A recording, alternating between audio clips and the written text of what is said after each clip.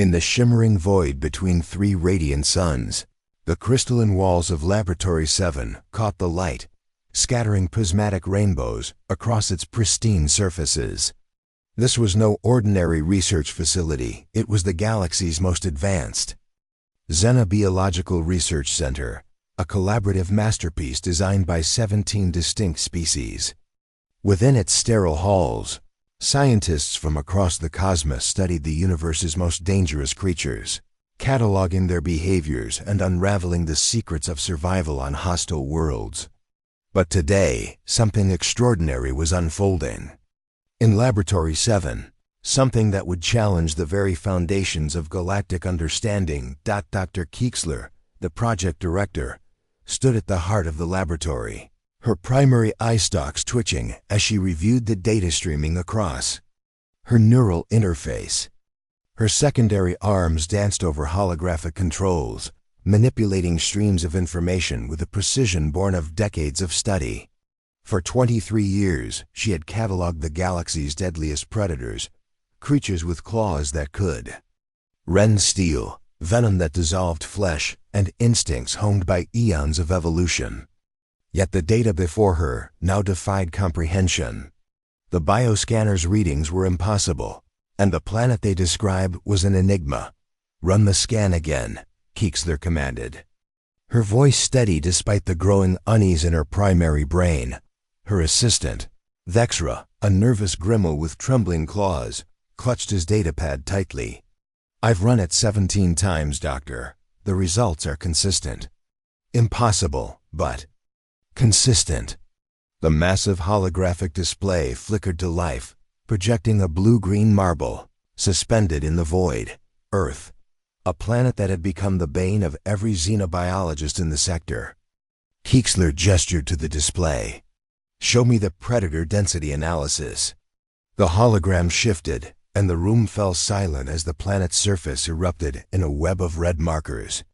Thousands of them, each representing a species capable of killing a human in seconds. In some regions, the markers were so dense they merged into solid crimson patches, a testament to a world teeming with death. Dr. Velkov, an elderly Praxian whose scales had paled to a sickly yellow, muttered from his workstation, "This can't be accurate. No sentient species could evolve on a planet with this predator saturation. It's theoretically impossible." Keeksler's secondary eye stalk swiveled to a separate display showing human population statistics.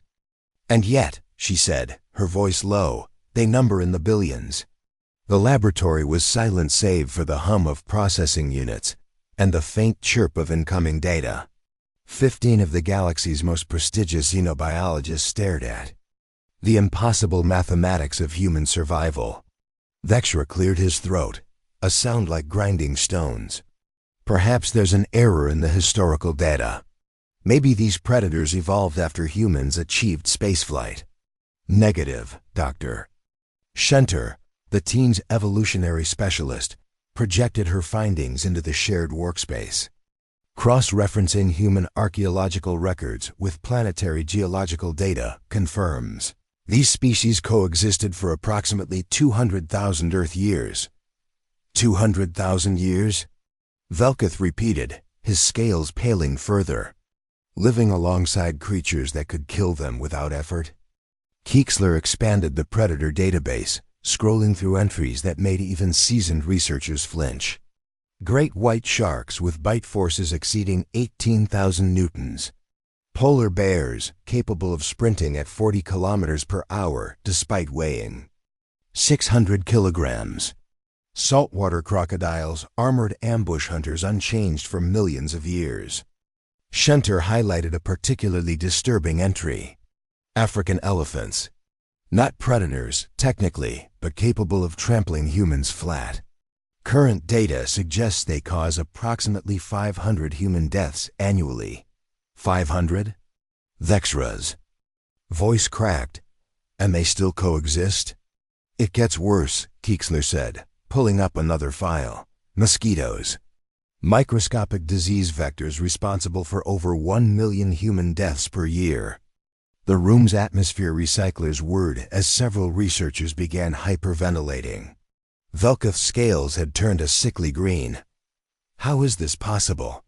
Every sentient species we've cataloged eliminated their apex predators within millennia of developing basic tools. It's a fundamental survival strategy. Not just eliminated, Shenter added grimly. Most species fled their homeworlds the moment they achieved spaceflight to escape their planet's predator populations. Keeksler manipulated the display to show human territorial expansion. Instead of fleeing, red dots representing human settlements spread across every continent through jungles thick with predators, across savannas prowled by pack hunters, even into the frigid domains of polar bears. They didn't run, she said quietly. They spread. The implications hung in the air like a toxic cloud. Every major galactic civilization had histories of fleeing their homeworld's dangers. The Grimmelons had evacuated when their planet's sandworms reached critical mass. The Praxians had abandoned 3 worlds due to predator pressure. Even the technologically advanced Xanthari had relocated to orbital habitats to escape carnivorous plant life. But humans? Humans had looked at a planet designed to kill them and decided to build cities. There must be some defensive adaptation we're missing, Vexra suggested desperately. Enhanced speed, natural armor, venom production? Keeksler pulled up human physiological data with a mournful gesture. Bipedal locomotion, slower than most prey species. Minimal body hair, no natural insulation. No claws, fangs, or natural weapons. No venom production. No armor plating. Surely they have enhanced senses? Velkath leaned forward. Superior vision, echolocation, electromagnetic detection. Average. Visual acuity compared to galactic standards, Keeksler replied. No echolocation, no electromagnetic sensitivity. Their hearing range is limited, and their sense of smell is pathetic. Shenter brought up a comparative analysis that silenced the room. According to this, humans are mobile prey items. They possess every characteristic of a species that should have been extinct within 1,000 years of achieving sentience. And yet, Keeksler mused, they survived long enough to develop space travel, not just survive, thrived. Projections suggest their population will exceed 10 billion within decades. The holographic Earth rotated slowly, its serene blue surface mocking them. From space, it looked peaceful, beautiful. But the data told a story of a species that had convinced death itself to coexist. Dexra hesitated before speaking. Perhaps we should request a consultation with an actual human. For research purposes. The suggestion sent ripples of unease through the room. Humans were new to galactic society, their faster-than-light travel a recent achievement. Most interactions had been limited to formal diplomacy or supervised cultural exchanges. Velkath offered the Galactic Academy has an exchange program. They place promising students from developing civilizations in advanced research positions. Keeksler's eye stalks focused on the rotating planet. You're suggesting we invite a human here for scientific observation? Purely academic. Interest, Shenter clarified quickly. We need to understand how they function, how they think, and how they survive. And if they're dangerous? Vexra's voice was a whisper. They can't be, Keeksler said, though her tone lacked conviction. If they were truly dangerous, they would have conquered their predators, not coexisted. The fact that they share their world suggests they're non-aggressive. The logic was sound, but it felt incomplete. Every model suggested aggressive species either dominated their ecosystems or destroyed themselves. Humans had found an impossible middle ground. I'll submit the request, Keeksler decided. 1 human observer, junior status, full supervision. We need to understand this anomaly before we classify their species. As she drafted the request to the Galactic Academy, none of the researchers noticed a footnote in Earth's cultural database, a brief mention of pets and humanities. tendency to domesticate other species. That oversight would soon prove monumental. 3 days later, the transport vessel Stellar Harmony docked with Laboratory 7 at precisely 0800 Galactic Standard Time. Its sleek hull gleamed in the light of the triple star system. In the reception bay, 15 xenobiologists waited with the nervous energy of scientists about to observe a living paradox. Keeksler checked her chronometer for the 7th time in 3 minutes.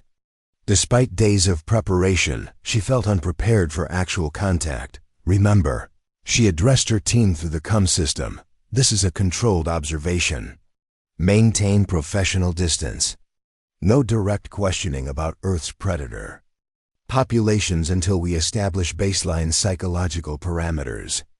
Vexra clutched his recording device, his claws leaving scratches in the metal. What if they exhibit predatory behavior? Should we activate containment protocols? Humans are classified as omnivorous with tool use capabilities, Shentor replied, her scales shifting to an anxious purple. Theoretical threat assessment rates them as minimal risk to galactic physiology. Theoretical being the operative term.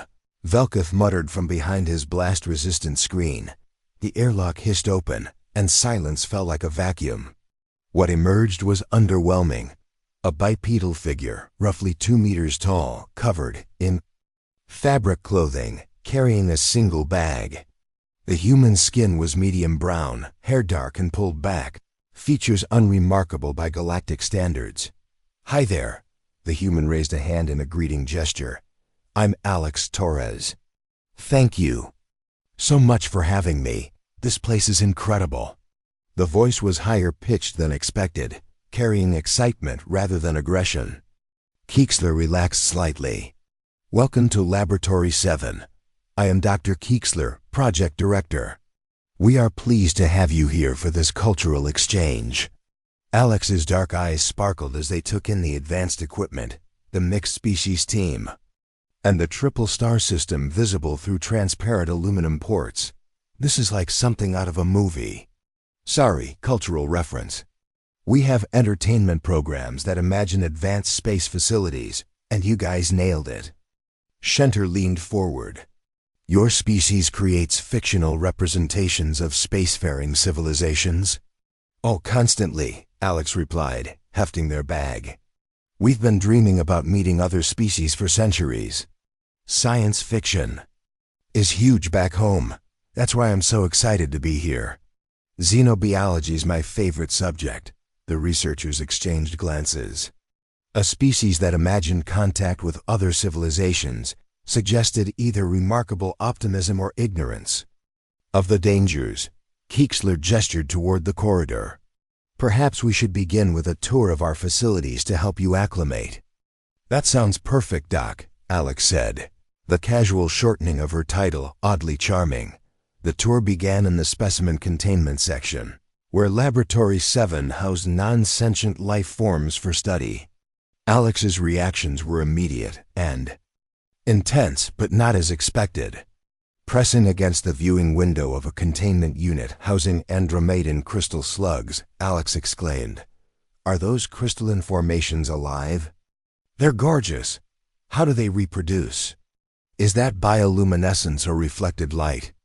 Vexra stammered through an explanation while Alex asked follow-up questions that demonstrated surprising scientific literacy. "Does your species possess advanced knowledge of xenobiology?" Shentor asked. "I'm just a student," Alex replied modestly. "But we've got solid biology programs. We've had millions of species to study on our planet, so we got a head start." "Millions?" Shentor's voice cracked. "Easily," Alex said. "Estimates put Earth's biodiversity at 8 to 10 million species. Insects mostly. But we've got mammals, reptiles, birds, fish, amphibians, plants, microorganisms." Keeksler's primary brain began to overheat. "And humans coexist with all these species?" "Not exactly coexist," Alex admitted. "We've driven some to extinction, unfortunately. Climate change and habitat destruction are problems. But we share the planet with everything from blue whales, massive ocean mammals, up to 30 meters long to tardigrades, microscopic creatures that can survive in space. The tour group stopped moving. Every researcher stared at Alex, expressions ranging from fascination to horror. 30 meters? Vexra whispered. That's nothing compared to our trees, Alex continued. Redwoods grow over 100 meters tall and live for thousands of years. Fungal networks can span entire continents underground. By the time they reached the main laboratory, several researchers were on the verge of system shock. Keeksler gestured. To the holographic displays. This is where we conduct our primary research, studying predator-prey relationships across galactic biomes. Cool, Alex said, approaching the main console. Predator-prey dynamics are fascinating.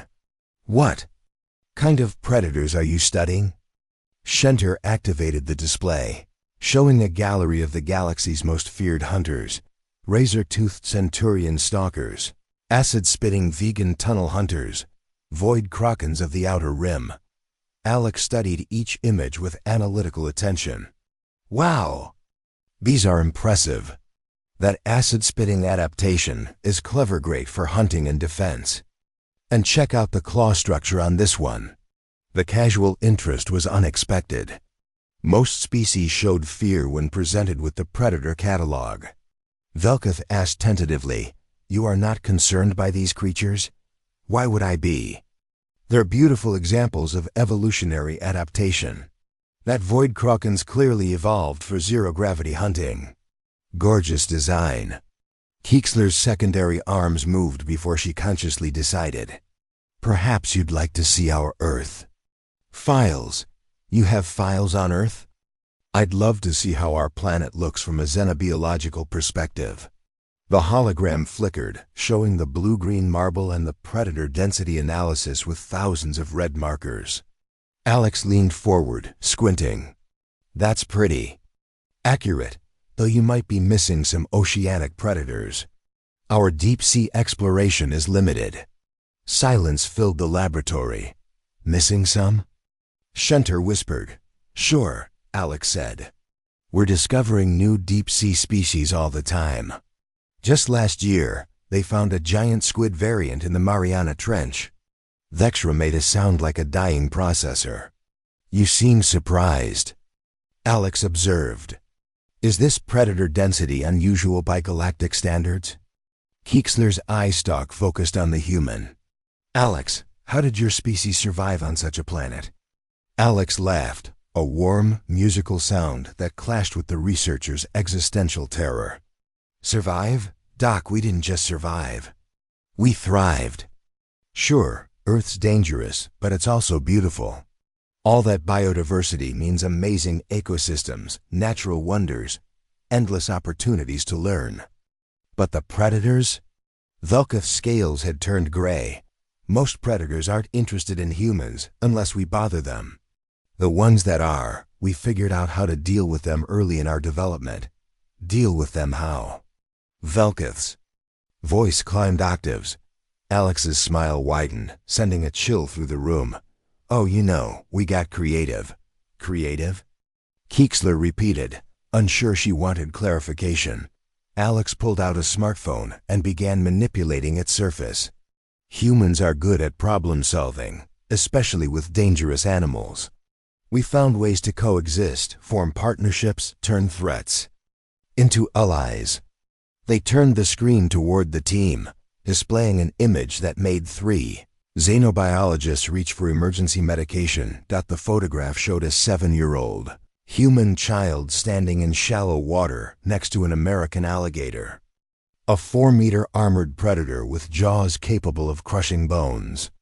The child was smiling. "That's me at Gatorland in Florida," Alex said cheerfully. "Family vacation when I was little. These guys are incredible, basically unchanged since the dinosaurs. Perfect evolutionary design." Keeksler's primary brain struggled to process the image. "You were in proximity to that creature voluntarily?" "It was supervised," Alex said. "The handlers kept everyone safe." Alligators are chill if you understand their behavior. They're ambush predators, so they conserve energy. If you're not acting like prey, they're mostly curious. Shenter made a noise like an escaping atmosphere. Alex swiped to another image, showing the same child, slightly older, surrounded by wolf-dog hybrids with prominent fangs. These are wolf-dog hybrids, Alex explained. My uncle breeds them in Montana. Loyal, intelligent, amazing pack. Hunters. This was at their sanctuary.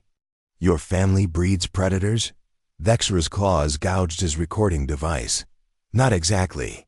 My uncle's a wildlife rehabilitator. He takes in injured or orphaned animals, helps them recover, and either releases them or provides permanent homes. Some predators stay permanently, but they're not really predators anymore. They form social bonds with humans. The silence was deafening. That's an ancient relationship, Alex continued. Humans and wolves have worked together for 30,000 years. Shenter repeated. 30,000 years? Give or take, Alex said, swiping to a third image that caused Velkov to activate his emergency beacon. The photograph showed the 9-year-old Alex sitting with a 300-kilogram Siberian tiger named Ranger, looking relaxed in her lap. That's Ranger at Big Cat Rescue, Alex said. He was raised in captivity after his mother was killed. The rescue socialized him for medical care and enrichment. Tigers are intelligent. They need mental stimulation, so caretakers engage them with puzzles and training. Ranger loved having his picture taken. 3 researchers required medical attention. You were in physical contact with a Panthera tigris? Shenter managed. Just for a few minutes, Alex said. He was basically a giant house cat. This isn't a typical childhood experience, is it?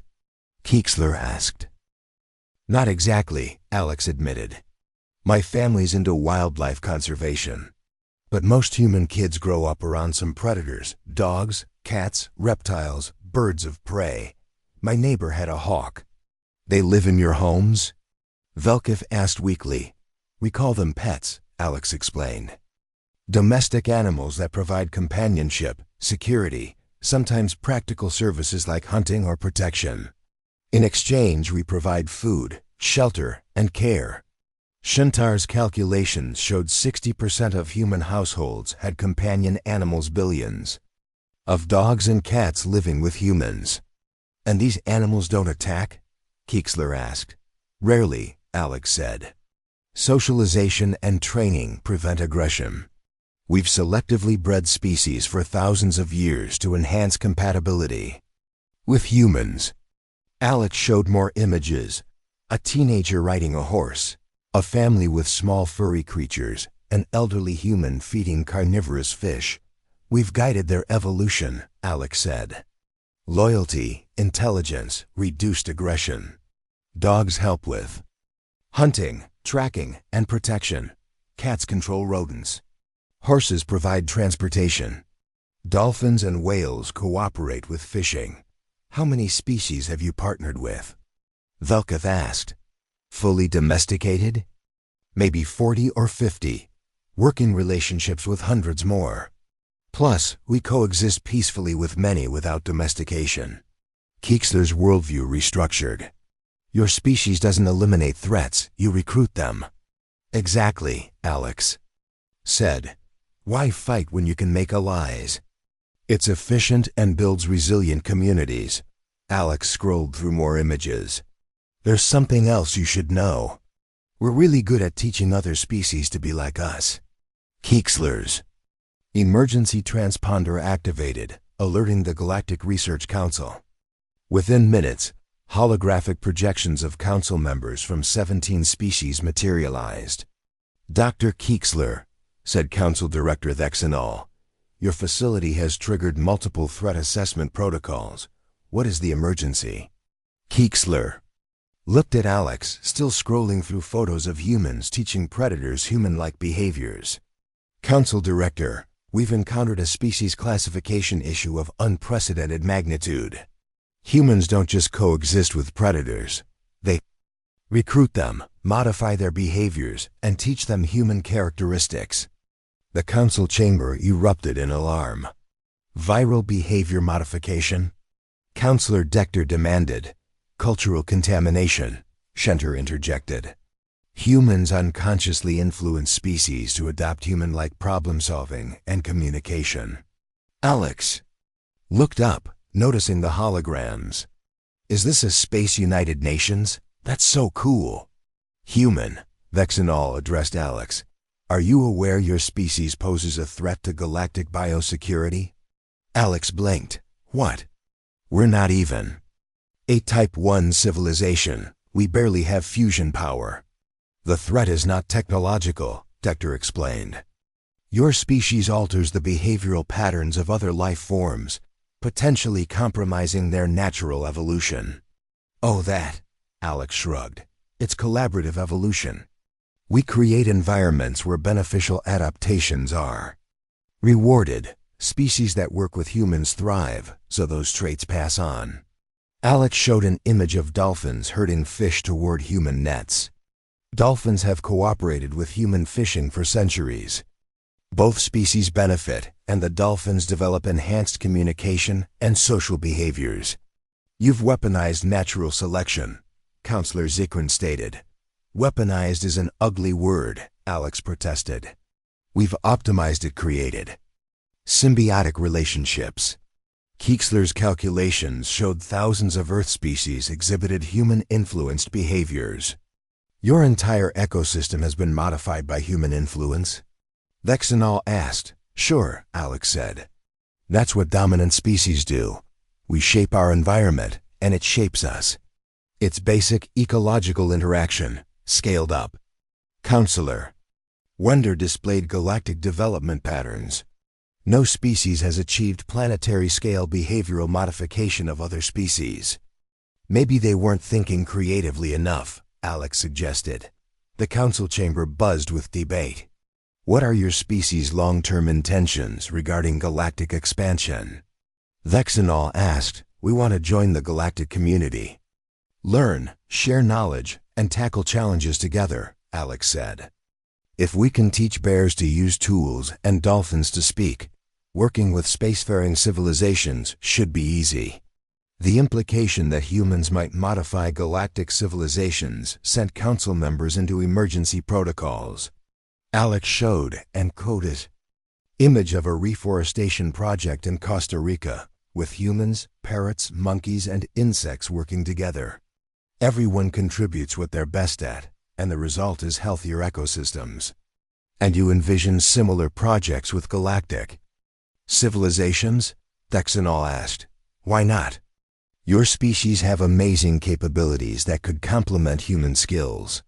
Together, we could tackle challenges none of us could handle alone. Counselor Zikrin asked, Dr. Keeksler, what is your assessment of this species' impact on galactic civilization? Keeksler looked at Alex, now showing Shenter a video of a child teaching a crow to play a game, then at her data showing a planet shaped by one species' influence. Council, humans represent either the greatest opportunity or the greatest threat the galaxy has encountered, possibly both. They turn predators into partners. They don't conquer ecosystems, Velketh added. They recruit them. It's not deliberate, Shenter concluded. It's how their species functions. Alex looked up, grasping the conversation's implications. Wait, are you worried humans might accidentally take over the galaxy? The possibility has been discussed, Vexenol admitted. Alex laughed. That's ridiculous. We're not conquerors, we're partners. The point is everyone benefits from cooperation. Why take over when we can join? Counselor Dector said slowly, species that reshape ecosystems eventually reshape everything they encounter. Well, yeah, Alex agreed. That's what makes the universe interesting. Everything's always changing, evolving. The trick is ensuring the changes benefit everyone. The council session continued late into the night cycle. Humanity had rewritten the galaxy's understanding of dominance. The final report, filed 3 days later, recommended immediate reclassification of humans as a galactic-scale environmental force. With priority diplomatic contact and careful monitoring. In Laboratory 7, Alex was already planning educational programs to teach alien species about sustainable predator management and cooperative ecosystem development. The universe, as several council members noted, would never be the same.